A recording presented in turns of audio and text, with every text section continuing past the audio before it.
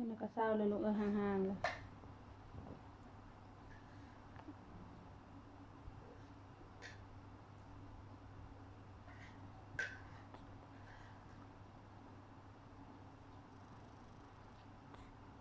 ดูขี้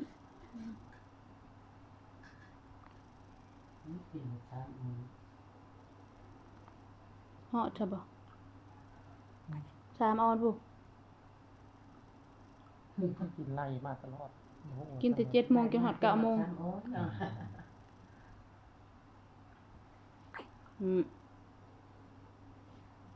เพราะว่าเพิ่นสินอนน่ะแล้ว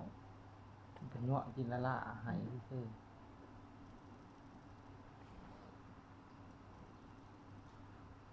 คนจริงเขาเป็นยันโรดมันละลายไว้